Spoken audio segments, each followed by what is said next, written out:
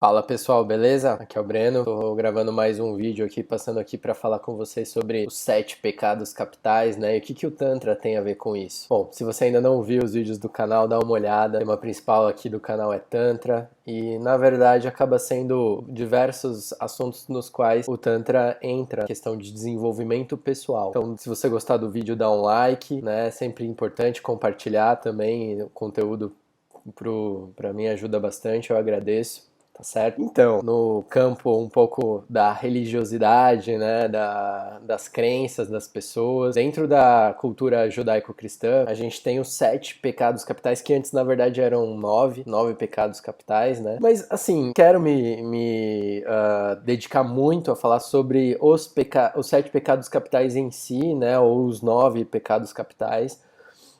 Eu gostaria mais de falar sobre a forma como o Tantra, né? O Tantra que é técnica ou método de expandir a consciência, né? Através do Tantra a gente expande a consciência, medita, né? As meditações são técnicas para a gente expandir a consciência. Agora, estar, né? No aqui e no agora, isso é meditar, né? Porque a meditação, às vezes a gente vê, mas para que eu vou meditar, né? Meditar impacta no nosso dia a dia, na qualidade do nosso dia, na qualidade do nosso tempo. Então, muitas vezes a gente nota que algumas pessoas meditam sem sentido, assim, né? Na verdade, meditar é um meio de viver, né? Porque a meditação, ela impacta nos nossos momentos, seja momentos do trabalho, seja momentos da vida afetiva. De repente, fichas começam a cair com uma velocidade mais rápida, né? A gente começa a perceber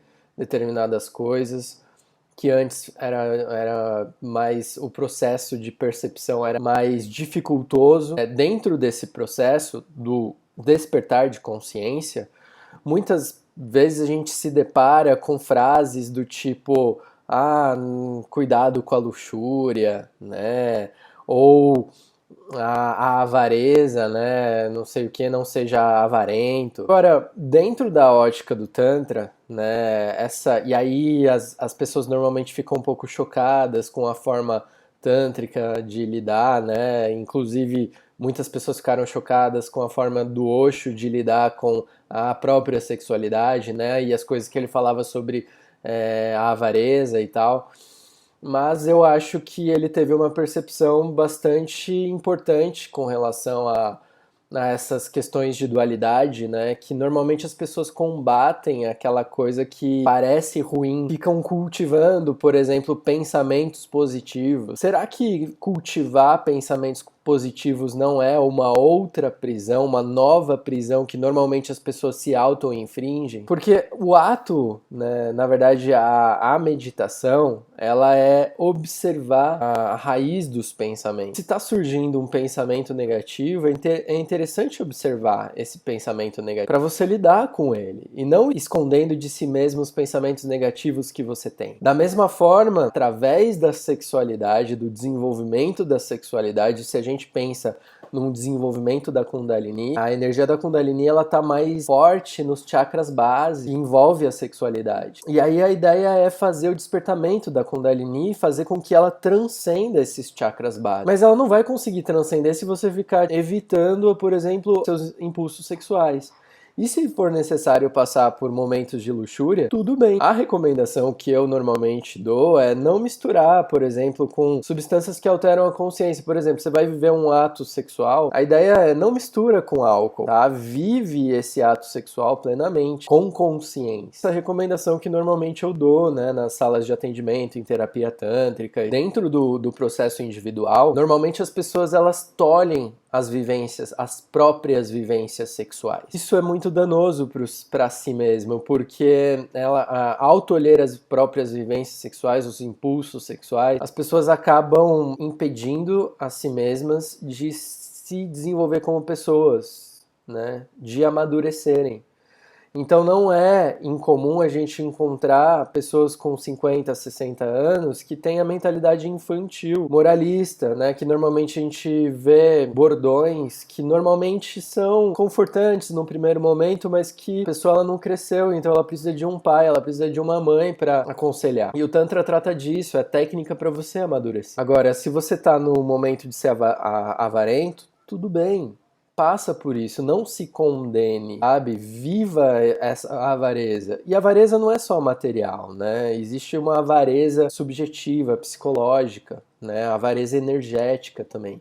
E energia não é algo místico, né? Não quero dizer algo místico quando eu falo sobre energia. Eu falo, por exemplo, energia física, energia mental mesmo, de você conseguir estudar, ler, trabalhar com mais força de vontade, com mais presença, estado de presença. Então esse processo de negar as etapas que a gente precisa passar, né? E aí por isso o trocadilho dos 7 pecados capitais, que, né, tem as 7 virtudes correspondentes.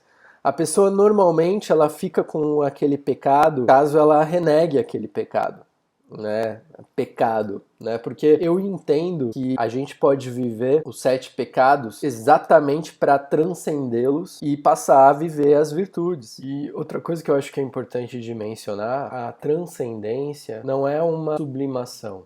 É uma integração. Então, quando eu transcendo algo, eu integro esse algo no meu ser. Ao integrar, não significa eu negar, significa eu acolher esse aspecto da minha existência, esse aspecto do meu desejo. Dentro do processo de desenvolvimento pessoal, se você renegar aquele aspecto da sua existência, dos seus desejos, aquilo vai se tornar mais forte. É como quando a pessoa luta contra algo. Ela, na verdade, está deixando aquilo mais forte. Quando você vê alguém falando mal de alguém, aquilo está se tornando mais forte. Não se trata realmente de uma transcendência negacionista. Se trata de uma transcendência integrativa. Na medida em que você vai criando um autoconhecimento sobre aquele aspecto, seja a vaidade, seja a avareza, e eu gosto desses exemplos que eles estão bem no inconsciente coletivo, né? Luxúria, e que normalmente as pessoas ficam de cabelo em pé, meu Deus, você tá falando isso, como assim e tal, mas é exatamente isso, as pessoas elas estão negando demais e vivendo de menos, e a ideia do Tantra é acolher os aspectos da existência, acolher